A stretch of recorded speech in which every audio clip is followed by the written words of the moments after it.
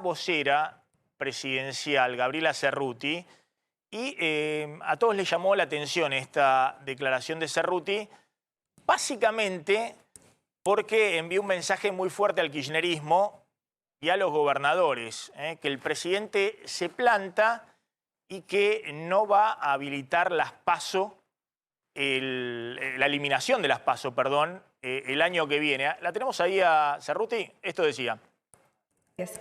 El Gobierno sostiene, como ya se los he dicho en innumerables oportunidades, que hay una ley vigente, que es una buena ley, que es la ley que convoca a las PASO, que está el proceso de convocatoria a las PASO en marcha, porque es el año que viene. Esa es una buena ley que lo que implica es más democracia, más participación. Es una ley que acompañamos en el momento en el que fue votada y que nos parece que en un momento en el cual muchos actores políticos están intentando generar situaciones antipolíticas o el descreimiento de la gente de parte de la política, cuanto más discusión haya y más participación haya, mejor es. Dicho esto, también es cierto que ese es un tema que no define el Poder Ejecutivo, sino que se define en el Congreso, por lo tanto es el Congreso el que tiene que definir su agenda. El Gobierno lo que cree con respecto a la agenda del Congreso es que hay en este momento otros temas más prioritarios. Por ejemplo, el tema de la renta inesperada, que es el proyecto que el Gobierno envió en junio de este año al Congreso, que es un proyecto que grava el excedente de la renta y de la ganancia que han tenido los empresarios en este momento en el que se discute mucho desde diferentes espacios políticos y sociales cómo se hace para, de alguna manera, regular la ganancia extraordinaria o la renta extraordinaria que están teniendo algunas empresas, no algunos empresarios, algunas empresas a raíz precisamente de la guerra, en algunos casos como los laboratorios a raíz también de la pandemia. El Gobierno ha enviado en junio de este año un proyecto que quiere que se discuta en el Congreso, que está vigente en otros países con muy buenos resultados, como está sucediendo en Italia, como está sucediendo en Gran Bretaña, como está sucediendo en España. En este momento está en discusión en Alemania y en Portugal, en Alemania incluso pensando en ser retroactivos. Es un tema que el presidente habla con los líderes internacionales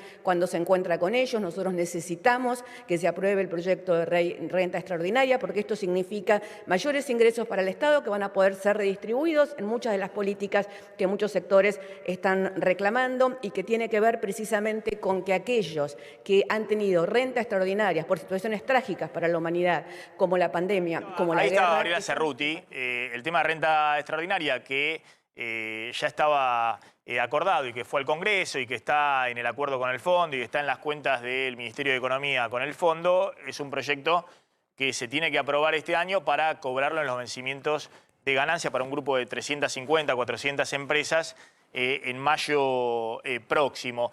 Pero al margen de eso, que obviamente lo que está diciendo Cerruti, necesitamos esto porque es parte del acuerdo con el fondo y tiene que estar sí o sí, es por única vez por este año 2022, que se paga en mayo próximo.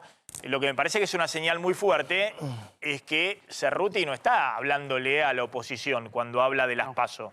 Está hablando al propio oficialismo, distintos actores del oficialismo que salieron a sugerir la eliminación de las PASO. Puntualmente el ministro del Interior, Eduardo Guado de Pedro, que fue uno de los que dijo públicamente y reclamó una eliminación de los PASO, ofició de portavoz de los gobernadores, dijo los gobernadores están todos de acuerdo en que se eliminen las PASO. También Sergio Massa pidió esta respuesta de Gabriela Cerruti, estas declaraciones que vemos en la conferencia de prensa de hoy, que las que habitualmente da los jueves en la Casa Rosada, fue en respuesta a una pregunta de un colega que le preguntó precisamente si se va a constituir la mesa del Frente de Todos que reclamó Sergio Massa para discutir el tema de las PASO. Gabriela Cerruti dijo no, para el gobierno no es prioritario el tema de las PASO, tampoco están previendo que el presidente pida que se realicen sesiones extraordinarias en diciembre para poder tratar este tema. Por lo tanto, de esta manera, el albertismo puro está cerrando las puertas a la embestida que recibió tanto desde la Cámpora, desde el cristinismo e incluso del mismo Sergio Massa, de discutamos qué vamos a hacer con las PASO. Claro, por primera vez, perdón, ahí el presidente hace valer su lapicera. Claro. Porque si bien es un tema del Congreso definir o no el régimen electoral, si el presidente a fin de mes no llama a sesiones extraordinarias y lo pone en agenda, exacto, el tema ya no se puede tratar y obviamente las PASO van a seguir firmes como está además presupuestado en el presupuesto de 2023. Exacto. O sea, el mensaje que está diciendo es que el presidente no va a llamar a extraordinarias para tratar el tema de las PASO. Exactamente, que el presidente no tiene previsto llamar a extraordinarias para tratar el tema de las PASO. Esto mientras hay un proyecto de ley que introdujo un diputado que no es del Frente de Todos, pero que es de un bloque provincial cercano al oficialismo para tratar de eliminar las PASO, que no está entre los prioritarios que se va a tratar ahora dentro de las sesiones ordinarias, y cuando Javier Milei ya adelantó que el bloque de la Libertad Avanza no acompañaría dando quórum en caso de que se trate. Lucas Romero, bueno, ¿qué está pasando ahí en este cruce dentro del propio oficialismo? Sí, a ver, primero, varias cosas sobre la PASO. Efectivamente, la eliminación de la PASO produciría un efecto favorable al oficialismo por varias razones. No solo por el hecho de quitarle un instrumento a la oposición para resolver su compleja interna, sino porque la PASO tiene un efecto reductor sobre la oferta. O sea, con PASO hay menos oferta electoral. Cuando vos sos oficialismo, si yo tengo el 40% de los votos, bueno, depende de cómo se junta el 60% restante para saber si gano o pierdo. Cuando yo tengo el 30%, o sea, estoy debilitado aún más, casi que necesito obligatoriamente que se fragmente la oposición. Antes de la PASO, las 6 elecciones anteriores, hicimos un estudio en la consultora, en promedio se presentaban 10 listas por provincia. Juntamos las 6 elecciones anteriores, contamos las listas de la categoría de diputado nacional, que es la que está en todos los turnos, nos dio un promedio de 10 por lista. Después de las PASO, ese promedio se redujo a la mitad, 5. Es decir, las PASO sirven como una instancia para que después en la elección general haya menos una oferta, unificación de la oferta opositora. Y que se agrupe mejor la oferta opositora. Pero además tiene un efecto nocivo, sobre todo para el peronismo y para el kirchnerismo, porque es una instancia ordenadora del voto antiperonista o antikirchnerista. Es decir, con la PASO, como es un censo, no es una encuesta, es un censo, los votantes tienen plena información para saber a quién hay que votar para ganarle al peronismo o al kirchnerismo. Es decir, al oficialismo le conviene. Ahora, yo ciertamente, Maxi, pienso que acá hay un minué de todos los actores del oficialismo bailando alrededor de un tema que es inviable, que es la eliminación de las PASO. ¿Por qué es inviable? Candelaria acaba de dar un elemento esencial, que es esto que dijo Milei esta semana, no vamos a dar quórum y no vamos a apoyar. Ya con eso, el oficialismo no tiene los votos para aprobarlo en la Cámara de Diputados. Pero hay otras complicaciones aún más difíciles de sortear, que es que pasa en la provincia de Buenos Aires.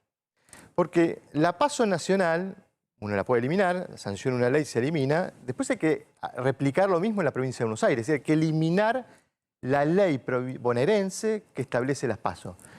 No le va a quedar al oficialismo el problema en el principal distrito donde quieren ganar. ¿Cómo eliminar la PASO en la provincia de Buenos Aires? Hay que sancionar una ley. ¿Qué pasa en el Senado de la provincia de Buenos Aires? Son 46 senadores.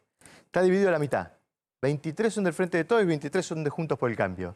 Si no hay un voto de Juntos por el Cambio que vota con el oficialismo, es imposible eliminarla en la provincia de Buenos Aires, con lo cual queda abstracta la discusión a nivel nacional. Si yo no puedo eliminar a nivel nacional, digo, pensaría el oficialismo, me va a quedar el problema en la provincia de Buenos Aires. Con lo cual yo digo, me parece que es un tema inviable, los gobernadores lo vienen reclamando y creo que el kirchnerismo, en la voz de Guado de Pedro o en la voz de algún otro vocero, tomó ese reclamo de los gobernadores y se lo llevó al presidente. Ahora, efectivamente el presidente está enfrente de las PASO, está, digamos, decididamente a no habilitar esa discusión y yo creo que ahí hay varios motivos. Uno es, hoy el presidente lidera un sector minoritario de la coalición de gobierno y ese sector va a querer tener espacios en las listas. Entonces, necesita un instrumento de negociación de esos espacios.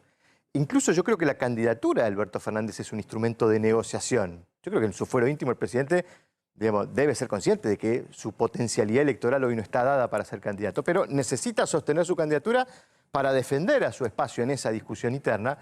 Y te agrego un elemento más también. Es una forma de diferenciarse del kirchnerismo. Digo, sostener la PASO es una forma, dentro del poco margen que le quedó a Alberto Fernández para reconstruir poder, presidente absolutamente desposeído de poder, bueno, sale a confrontar contra el kirchnerismo en este punto que probablemente le caiga muy bien al resto de la opinión pública opositora.